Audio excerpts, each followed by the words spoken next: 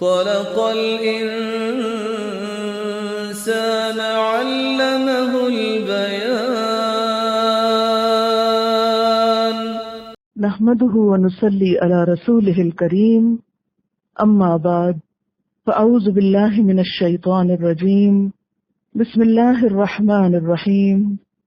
رب اشرح لي صدري ويسر لي أمري واحلل عقدة من لساني يفقهوا قولي. ترجمہ: لا یغرنک، ہرگز نہ دھوکے میں ڈالے تجھ کو، تقلب، چلنا پھرنا، الذین، ان لوگوں کا، کفروا، جنہوں نے کفر کیا، فی البلاد، ملکوں میں، شہروں میں، متاع، فائدہ ہے، قلیل، تھوڑا سا، ثم، پھر، مأواہم، ٹھکانہ ان کا، جہنم، جہنم ہے، وبئس، اور کتنا برا ہے، المہاد، ٹھکانہ،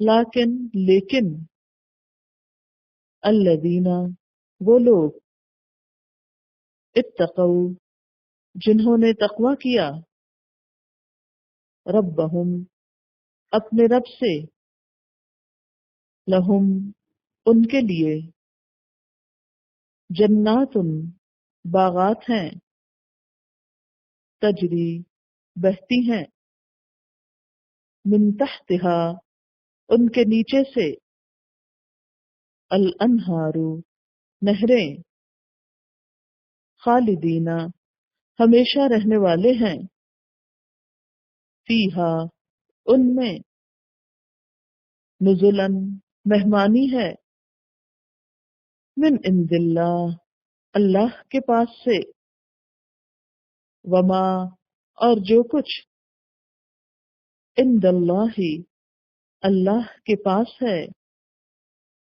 خیر، اچھا ہے، للابرار، نیکوکاروں کے لیے، وَإِنَّ، اور بے شک، من اہل الکتاب، اہل کتاب میں سے، لمن، البتہ جو، یؤمن، ایمان رکھتا ہے، باللہ، اللہ پر، وما، اور جو، انزل، نازل کیا گیا، الیکم، تمہاری طرف، وما، اور جو، انزل، نازل کیا گیا،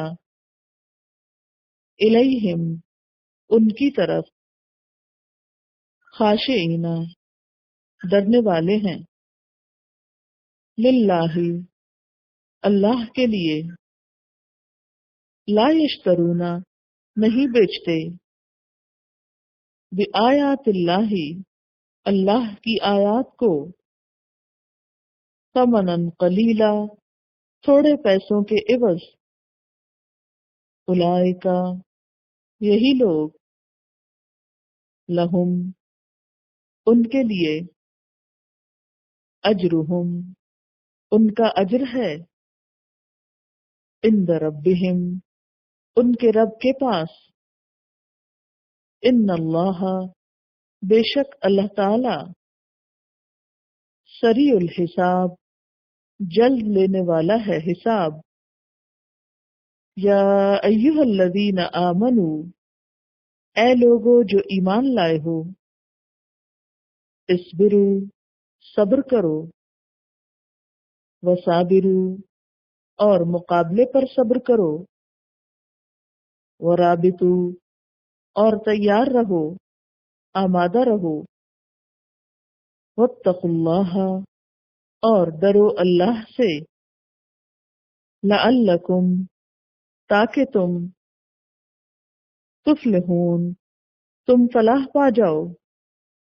تفسیر لا یغرنک تقلب الذین کفروا فی البلاد، ہرگز دھوکے میں نہ ڈالے تجھ کو کافروں کا چلنا پھرنا ملکوں میں، یعنی کافر لوگ جو دنیا کے ملکوں میں تجارت کی غرض سے سیر و تفریح کے لیے گھوم پھر رہے ہیں، ان کے لیے وسائل دنیا بہت زیادہ ہیں، ایسے لوگوں کے حال دیکھ کر تم کسی حسرت میں نہ پڑو، دھوکے میں نہ پڑو کہ یہ بہت کامیاب لوگ ہیں۔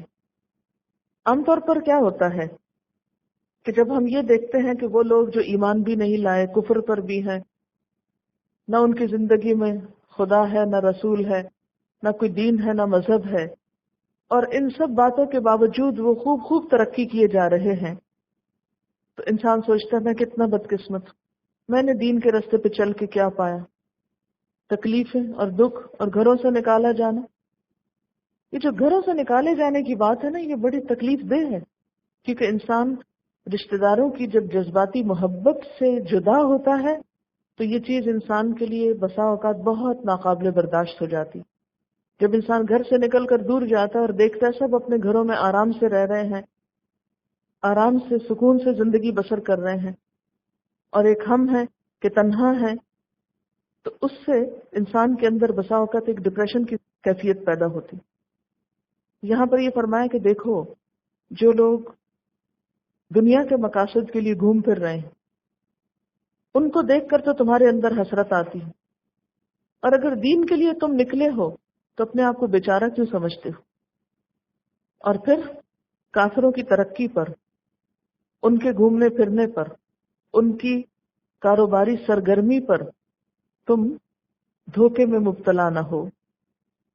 متاع قلیل، یہ تھوڑا سا فائدہ ہے، جیسے قرآن پاک کی ایک اور آیت میں آتا ہے نمتعہم قلیلا ثم نضطرہم الی عذاب غلیظ، ہم ان کو تھوڑا سا فائدہ دیں گے پھر ان کو ہم سخت عذاب کی طرف گھسیٹ لے جائیں گے۔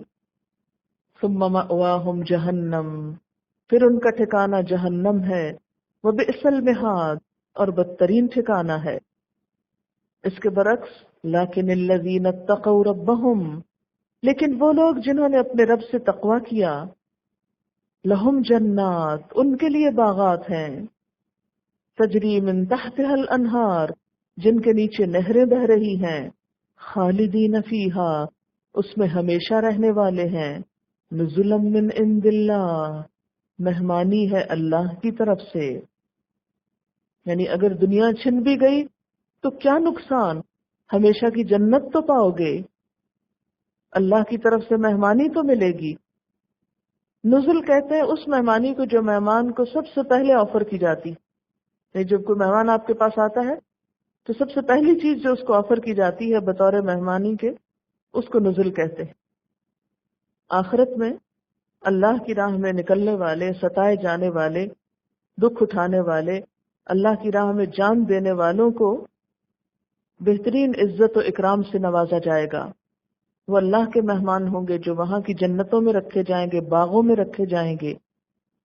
وما عند اللہ خیر للابرار، اور جو اللہ کے پاس ہے وہ اچھا ہے نیک لوگوں کے لیے۔ پھر ابرار کی بات ہے، اللہ کے انعامات اور مہمانی پانے کے لیے، اللہ کا مہمان بننے کے لیے نیک ہونا شرط ہے۔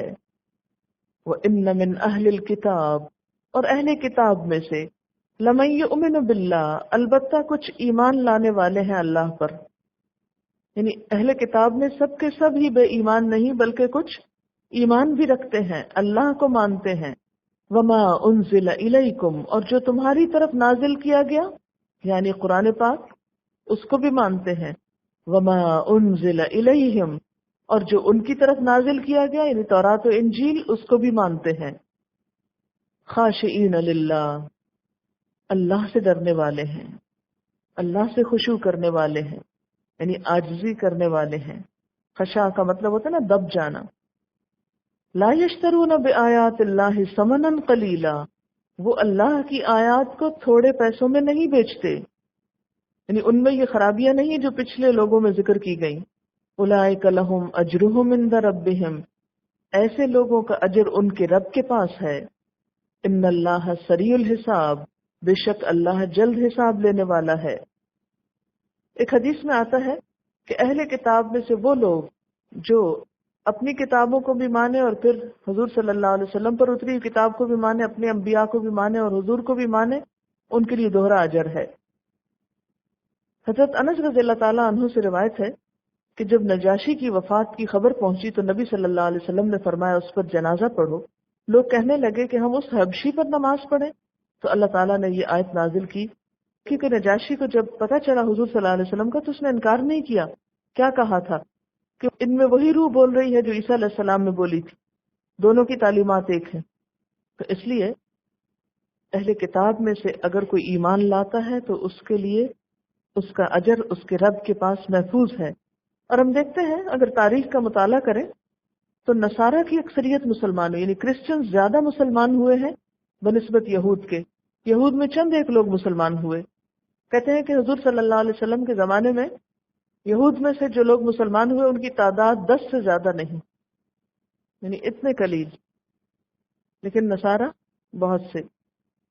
ان اللہ سریع الحساب، بے شک اللہ تعالیٰ جلد حساب لینے والا ہے۔ یا ایھا الذین آمنو، اے لوگو جو ایمان لائے ہو۔ اب یہ پوری سورت کا خلاصہ ہے۔ کرو کیا؟ اصبروا، صبر کرو، وصابروا، ایک دوسرے کو صبر کی تلقین کرو، ورابطوا، اور باندھ کر رکھو، واتقوا اللہ، اور اللہ سے ڈرو، لعلکم تفلحون، تاکہ تم فلاح پاؤ۔ نتیجہ کیا ہے؟ خلاصہ کیا ہے؟ صبر اور تقوی۔ آپ نے غور کیا ہوگا کہ اس صورت میں اللہ تعالیٰ نے امت مسلمہ کو اپنا کردار ادا کرنے کے لیے اور ان کے پاس جو کچھ خیر اور بھلائی کی بات ہے اس کے لیے بار بار تلقین کی، اور پھر اہل کتاب کے رول کو ہمارے سامنے رکھا، اور پھر اس کی تیاری کے لیے صبر اور تقوی کی بار بار تلقین کی گئی۔ امت مسلمہ اگر اپنا کام کرنا چاہتی ہے، اپنی ذمہ داری پوری کرنا چاہتی ہے، تو اس کو اس کام کے لیے صبر اور تقوی کی ضرورت ہے۔ ان کوالٹیز کو اپنے اندر پیدا کرنا ہوگا۔ یہاں پر آپ دیکھیے کہ پہلا لفظ جو آیا ہے وہ ہے اصبروا، صبر کرو۔ صاد بے رے صبر روکنے اور باندھنے کے معنوں میں آتا ہے۔ صبر کا کیا معنی ہے؟ روکنا اور باندھنا۔ اپنے آپ کو روک کے رکھو، خود کو باندھ کے رکھو، یعنی خود پر کنٹرول رکھو۔ کس پہ باندھ کے رکھو؟ اللہ کی اطاعت پہ خود کو باندھو۔ پھر گناہوں سے خود کو روک کر رکھو۔ پھر مصیبتوں میں، پریشانیوں میں، دکھوں میں اپنے آپ کو روک کے رکھو۔ ایسی حرکات نہ کرو، ایسی باتیں نہ کرو جو اللہ تعالیٰ کو ناراض کر دیں اور جس کا نتیجہ کچھ بھی نہ نکلے۔ پھر اسی طرح صابرو جو ہے اس کے دو معنی ہیں۔ ایک تو ہے سخت صبر، یعنی زیادہ صبر، یعنی ایک دوسرے سے بڑھ چڑھ کر صبر کرو، ایک دوسرے کے مقابلے میں صبر کرو، یا پھر ایک دوسرے کو صبر کی تلقین کرو۔ یعنی صابرو سے ایک معنی یہ بھی نکلتا ہے کہ صبر میں آگے بڑھو۔ یہ نہ دیکھو کہ فلاں صبر نہیں کر رہا تو میں کیوں کروں، بلکہ یہ دیکھو فلاں نے اتنا کیا تو میں اس سے بھی زیادہ کروں گا۔ دشمن کے مقابلے میں ثابت قدمی کو بھی مصابرت کہتے ہیں۔ پھر اس کے بعد آتا ہے ورابطو۔ رابطو کا لفظ جو ہے رے بے توئے سے ہے، ربطہ۔ ربطہ کا کیا معنی ہوتا ہے؟ باندھنا۔ رابطو باندھو، یعنی تیاری کرو۔ جنگ کی تیاری کے لیے عام طور پر یہ لفظ استعمال ہوتا ہے، لیکن اس میں کوئی بھی تیاری آ سکتی ہے کہ اگر جنگ کا موقع نہ ہو اور ویسے ہی تبلیغ کا موقع ہو تو اس کے لیے بھی تیاری اور ساز و سامان فراہم کرنا، یہ بھی اسی میں آ جائے گا۔ پھر اسی طرح اپنے نفس کو تیار رکھنا، نیکیوں پر، اچھے کاموں پر آمادہ رکھنا، یہ بھی اسی میں شامل ہو جاتا ہے۔ پھر اسی طرح یہ لفظ رابطے کے لیے بھی استعمال ہوتا ہے، یعنی معاشرتی تعلقات کو مضبوط رکھو، صلہ رحمی کرو، رشتے ناتوں کا خیال رکھو، معاشرے میں باہم ہمدردی، مروت و اخوت کی فضا پیدا کرو، دوسروں سے احسان اور بہتر سلوک کرو۔ اب پھر رباط کو ہم 3 ڈیفرنٹ معنوں میں لیتے ہیں، ذرا مزید تفصیل سے۔ قرآن پاک میں ایک لفظ آتا ہے رباط الخیل، گھوڑوں کا باندھنا. اللہ تعالیٰ فرماتے ہیں وَأَعِدُّوا لَهُم مَّا اسْتَطَعْتُم مِّن قُوَّةٍ وَمِن رِّبَاطِ الْخَيْلِ، اور تیار رکھو ان کے لیے جو بھی تم میں استطاعت ہے، قوت میں سے اور گھوڑوں کو باندھنے میں سے، یعنی گھوڑے باندھ کر رکھو. آج کل گھوڑوں کی جگہ ٹینکوں نے اور دوسرے سامان حرب نے لے لی، یعنی سامان حرب تیار رکھو، چوکس رہو، چوکیوں کی حفاظت رکھو. تو رباط کا لفظ پھر استعمال ہونے لگا سرحد پر پہرا دینے کے لیے، مورچے پر رہنے کے لیے. گویا مراد کیا ہے کہ سرحدوں کی حفاظت کرو، یعنی مسلمانوں کی زندگی کے لیے سرحدوں پر حفاظت کرو. جب اس معنی میں یہ لفظ استعمال ہوا تو نبی صلی اللہ علیہ وسلم نے اس کے بارے میں فرمایا ہے کہ اللہ کے راستے میں ایک دن کا رباط ایک مہینے کے مسلسل روزے اور ساری رات عبادت میں گزارنے سے بہتر ہے. یعنی اگر کوئی فوجی فی سبیل اللہ اپنا گھر کا آرام سکون، بال بچے بیوی چھوڑ کر محاذ پر جاتا ہے، جنگ نہیں بھی ہو رہی، صرف حفاظت کر رہا ہے، اگر نیت اللہ کے لیے ہے تو اتنا زیادہ اجر و ثواب ہے. ایک دن کا ثواب ایک مہینے کے مسلسل روزے اور تمام شب عبادت میں گزارنے سے بہتر ہے. اور اگر وہ اسی حال میں مر گیا تو اس کے عمل رباط کا روزانہ کے لیے ہمیشہ اجر جاری رہے گا، اور اللہ تعالیٰ کی طرف سے اس کا رزق جاری رہے گا، اور وہ شیطان سے مامون و محفوظ رہے گا. یہ مسلم کی روایت ہے. ابو داؤد کی روایت میں آتا مرابط قبر کے حساب کتاب سے محفوظ و مامون رہے گا. یعنی اگر کوئی شخص اس حال میں مر گیا تو قبر میں اس کا حساب نہیں ہوگا. نبی صلی اللہ علیہ وسلم نے فرمایا اللہ کی راہ میں ایک دن مورچے پر رہنا دنیا و ما فیہا سے بہتر ہے، اور تم میں سے کسی کو ایک کوڑا رکھنے کے برابر جنت میں جگہ مل جائے تو وہ دنیا و ما فیہا سے بہتر ہے. اور شام کو جو آدمی اللہ کی راہ میں چلے یا صبح کو چلے تو وہ دنیا و ما فیہا سے بہتر ہے. نبی صلی اللہ علیہ وسلم نے فرمایا جو شخص حالت رباط میں مر جائے تو وہ جو کچھ عمل صالح دنیا میں کیا کرتا تھا ان سب اعمال کا ثواب برابر جاری رہے گا. یعنی جو اس نے نیکیاں کی مرنے کے بعد ان سارے اعمال کا ثواب برابر جاری رہے گا، اور اس کا رزق بھی جاری رہے گا، یعنی شہید ہوگا مراد اس سے، اور فتنوں سے محفوظ رہے گا جیسے قبر وغیرہ کا. اور قیامت کے دن اللہ تعالیٰ اس کو ایسا مطمئن اٹھائیں گے کہ محشر کا کوئی خوف اس پر نہ ہوگا. اس کے علاوہ احادیث میں کچھ اور چیزوں کے لیے بھی رباط کا لفظ استعمال ہوا ہے. مثلا ایسے حال میں وضو کرنا جب دل نہ چاہ رہا ہو، اس کو بھی رباط کہا گیا.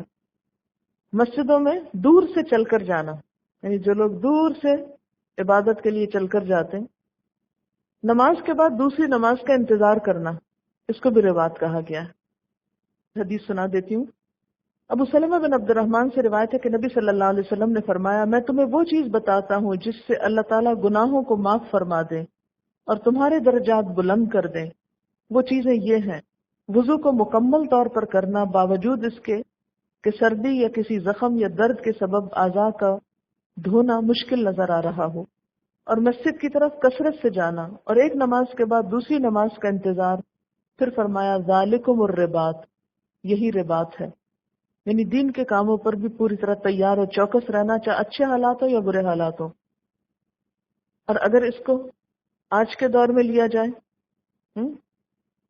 تو آج بھی پہلے طریقے پر بخوبی عمل ہو سکتا ہے، اور آج کل پاکستانی فوج اسی پر عمل کر رہی ہے.